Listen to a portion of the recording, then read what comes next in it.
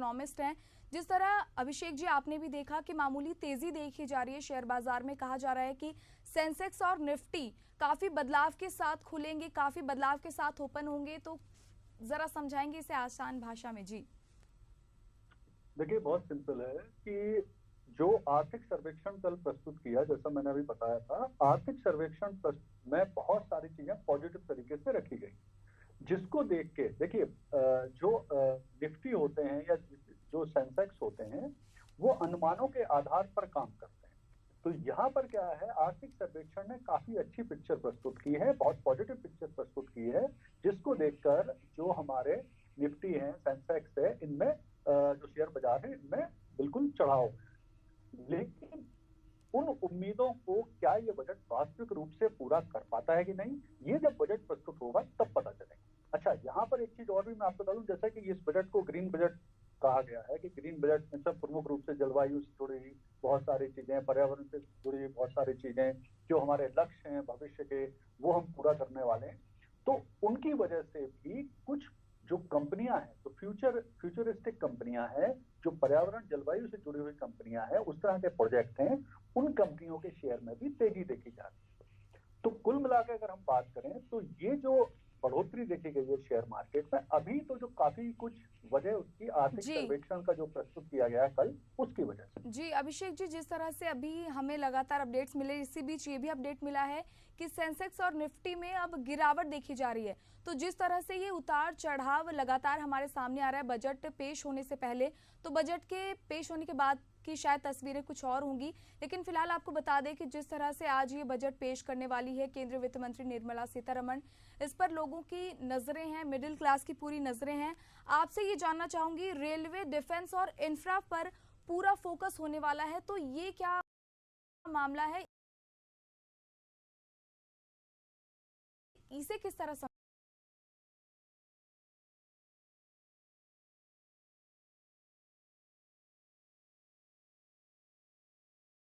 इनके इनका जो डेवलपमेंट है,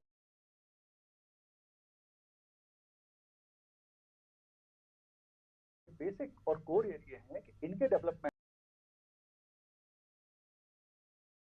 से बाकी सेक्टर जो होते हैं हमारे, वो भी डेवलप होते हैं। तो हमारे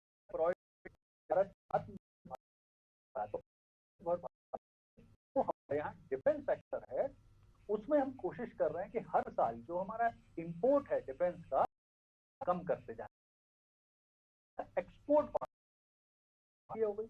रेलवे जैसा बात हो ही रही है कि रेलवे में हमारी कोशिश हो रही है कि हम सेफ्टी को प्रायोरिटी दें और ऐसे करें इंफ्रास्ट्रक्चर, जम्मू कश्मीर है, नॉर्थ ईस्ट के सेक्टर हैं, उनमें हम डेवलपमेंट करें, तो निश्चित तौर पर वहां भी डेवलपमेंट होगा। तो उसके लिए बजट की जहां एरिया है, विदाउट इंफ्रास्ट्रक्चर डेवलपमेंट कोई भी बजट कंप्लीट हो ही नहीं सकता।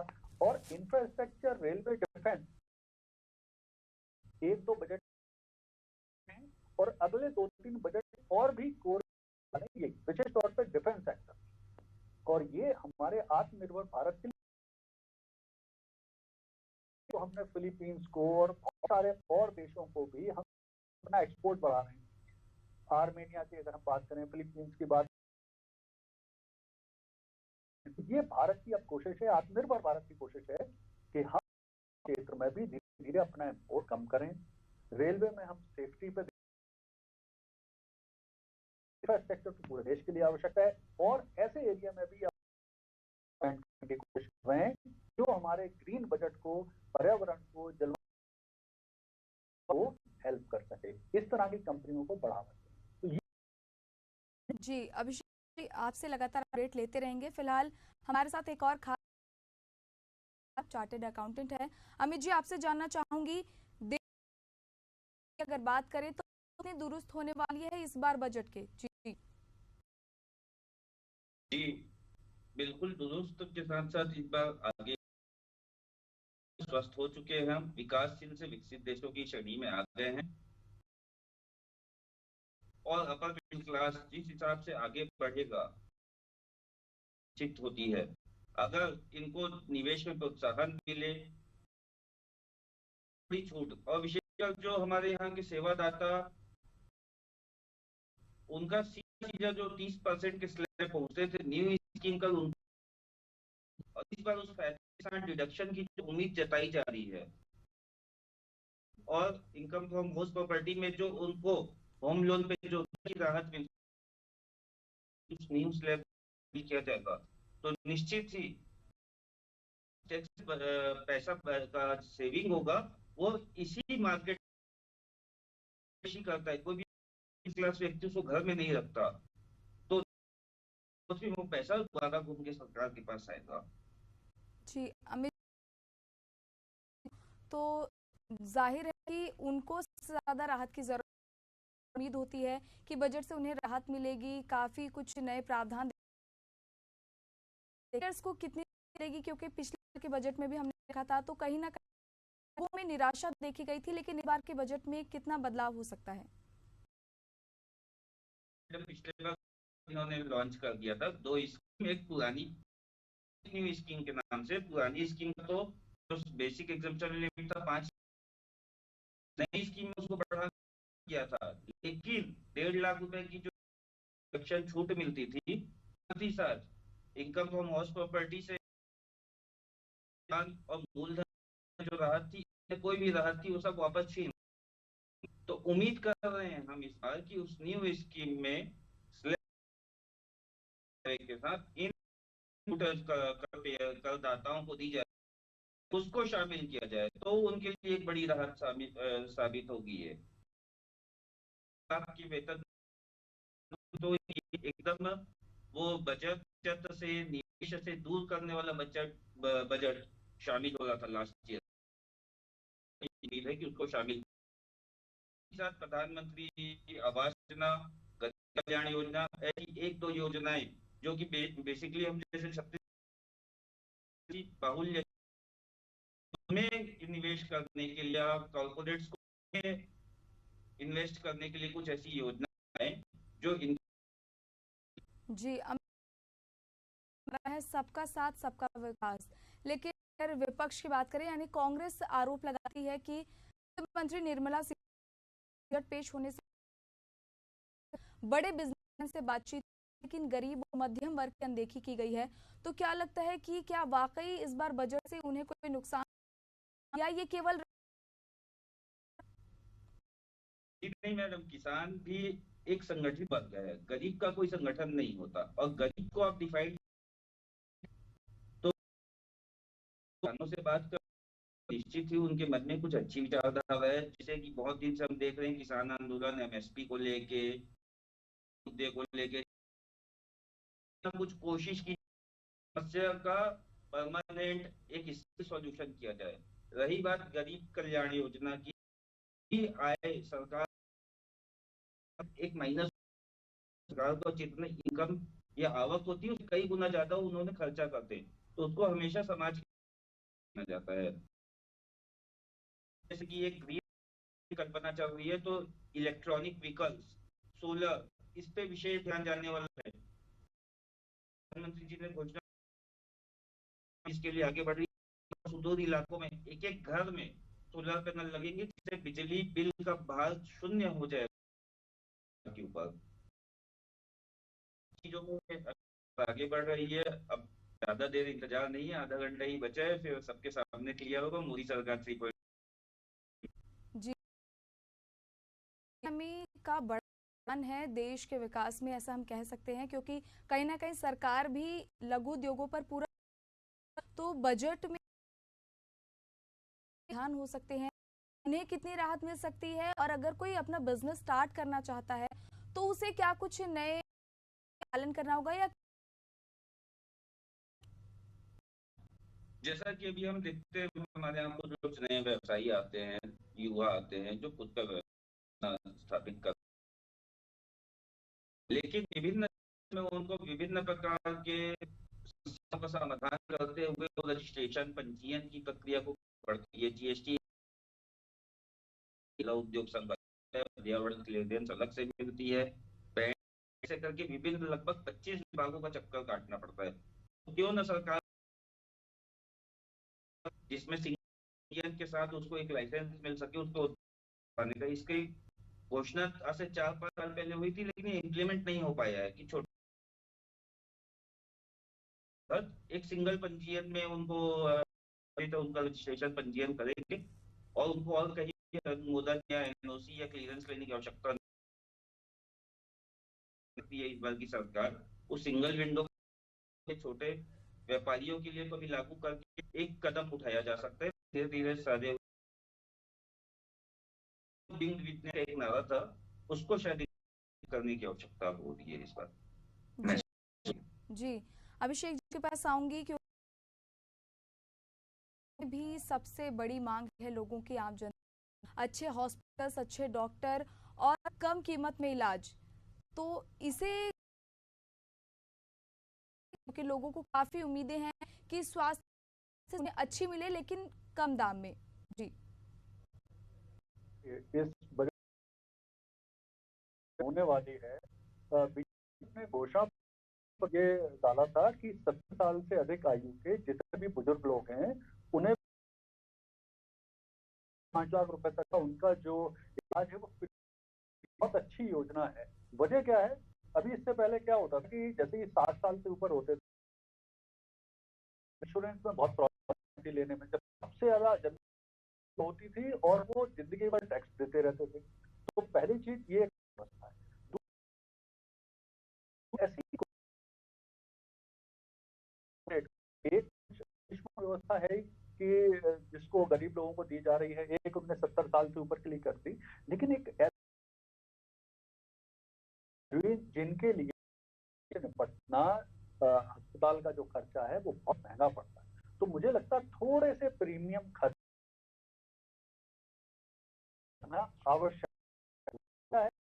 कि क्या हो रहा है कि मेडिकल लेते हैं वो काफी महंगा पड़ता है और उसमें उनकी आय का एक बड़ा हिस्सा निकलता है और तो तकलीफ होती है। यहाँ मेरी एकदम मिडिल के भी आयुष्मान जैसी कोई व्यवस्था, भले प्रीमियम बढ़ा दीजिए लेकिन उनको दे दें। हमारे यहाँ अब एम्स खुल गए, लेकिन मुझे लगता है कि अभी भी बहुत से ऐसे विशेष तौर पर क्षेत्र में वहां के लिए इंफ्रास्ट्रक्चर बनाने की जरूरत है।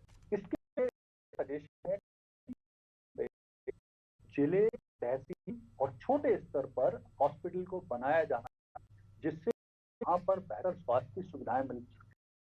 अभी भी बहुत है जो जंगलों में रहती है, आदिवासी क्षेत्र से संबंधित, उन्हें शहरों में महंगा इलाज लाने में पहुंचने में बहुत प्रॉब्लम। जो इलाज है उनको किया जाना भी जरूरी है। उसके लिए भी ये है कि कम से कम व्यवस्था हो। आपसे एक चाहूंगी कि विकास की ओर ले जाने वाली नीतियां क्या कुछ खाने वाली है, क्योंकि महिलाओं हो, युवा हो, कई उम्मीदें कैसे भला करेगी इस बजट से। तो सिंपल भाषा में समझाएंगे कि विकास की ओर ले जाने वाली क्या कुछ नीतियां हो सकती है, उन्हें इस बजट बहुत ज्यादा इस समय आवश्यकता है। छात्रों, अब आप देख रहे हैं, पिछले हम 6 महीने का देखें तो प्रमुख रूप से 6 महीने या 1 साल का हम देखें तो प्रमुख रूप से इनसे संबंधित ही हमारे यहाँ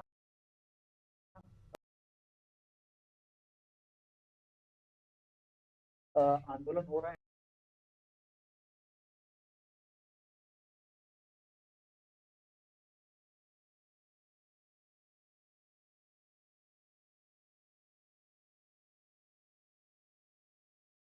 उनकी सुविधा योजनाएं बनाना बहुत आवश्यक जाए, कौशल विकास बढ़ाया जाए, उससे उनको रोजगार क्रिएट किए जाए, वो आवश्यक है। तो आवश्यकता ये है कि प्रमुख रूप से जो हमारे कोर एरिया हैं, किसान, छात्र और हेल्थ क्षेत्र, इनमें हमें अब ज्यादा बजट के प्रावधान करना आवश्यक है। इसके अलावा एक और चीज जो मुझे लगता है जो हमारे यहाँ है वो है शिक्षा क्षेत्र में भी। हमारे यहाँ शिक्षा और शोध के क्षेत्र में भी जो निवेश है वो अभी भी 3.5 से लेकर 5% के बीच में ही रहता है। इसे हम और ज्यादा बढ़ाना चाहिए, क्योंकि हम जब तक बेसिक एरिया में बहुत ज्यादा काम नहीं करेंगे बजट नहीं बढ़ाएंगे तब तक हमारी जो दूसरी समस्या है जो सीधे इससे कनेक्टेड है वो इफेक्टेड रहेंगी और हमें समस्या ये हमारी बनी रहेगी। जी जी अभिषेक जी, जिस तरह से आपने किसानों की बात करी है, तो अगर मिनिमम सेलिंग प्राइस की किसानों की जो मांग रही है, एमएसपी को लेकर लगातार आंदोलन भी करते रहे हैं, तो अगर सरकार एमएसपी का अगर प्रावधान करती है या वाकई उनकी ये मांगे पूरी करती है, तो इससे आर्थिक व्यवस्था पर क्या कुछ प्रभाव देखने को मिल सकता है? तौर पे कहना है कि हमारे यहाँ जो एमएसपी है ये लंबे समय तक एक प्रॉब्लम, सरकारें बार बार क्लियर करती हैं कि हम किसी को लाभ का धंधा बनाएंगे और उसके बाद उससे जुड़े हुए जो सेक्टर विशेष तौर पर जो एमएसपी है उसके लिए प्रावधान क्यों नहीं करते। आप फसलों को डिक्लेयर करिए कि इतनी फसलों में हम दे रहे हैं, इतनी फसलों में हम और इसे एमएसपी को बढ़ावा देंगे और इसे बनाएं।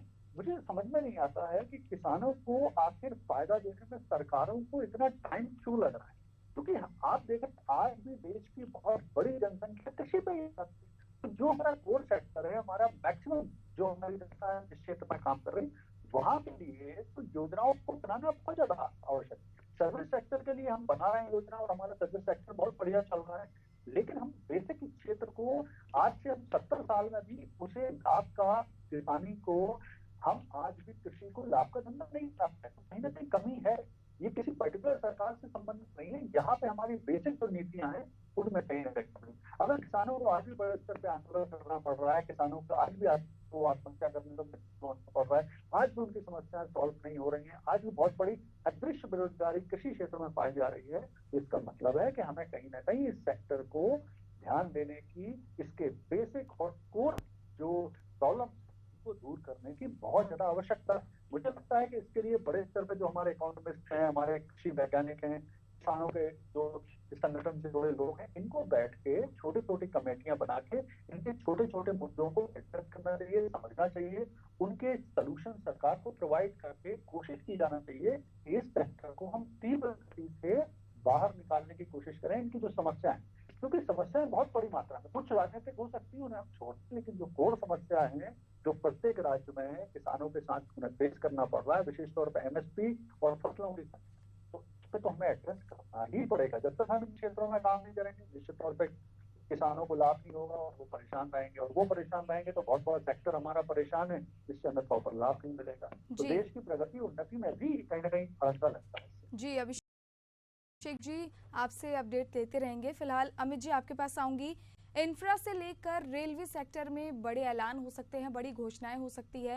हालांकि मोदी सरकार लगातार कहती आई है कि विकास पर पूरा जोर है, रेलवे सेक्टर के विस्तार पर पूरा जोर है, तो इससे युवाओं को कितना कुछ लाभ होने वाला है? रोजगार की अगर मैं बात करूं तो उससे क्या कुछ युवाओं को या अन्य लोगों को लाभ होगा? जी जी जैसा कि आप देख रहे हैं, अभी रेलवे में मोदी सरकार की एक बहुत ड्रीम प्रोजेक्ट बोल सकते हैं, जो हमारी वंदे भारत उन्होंने लॉन्च किया है, चाहे वो छत्तीसगढ़ में बिलासपुर से नागपुर की बात हो, भुवनेश्वर चला रहे हैं, और लगभग अभी 300 से 400 और ट्रेन चलाने का वो है। तो उससे एक जो कनेक्टिविटी बढ़ती है, उससे व्यवसाय बढ़ता है, इनकम बढ़ती है, और हर एक प्रकार का कनेक्शन से ही एक ग्रोथ होता है। जैसे कि आप देखेंगे, सबसे बड़ा भारत में जो परिवर्तन का इंफ्रास्ट्रक्चर में था, जो अटल बिहारी वाजपेयी जी ने चालू किया था, आपका प्रधानमंत्री ग्रामीण सड़क योजना, उससे जब गांव गांव सड़क से जुड़ते हैं, जिला मुख्यालय से जुड़ते हैं, तो एक विकास का रास्ता खुलता है। तो इंफ्रास्ट्रक्चर में तो नो डाउट मोदी सरकार ने पिछले 10 सालों में जो काम किया है,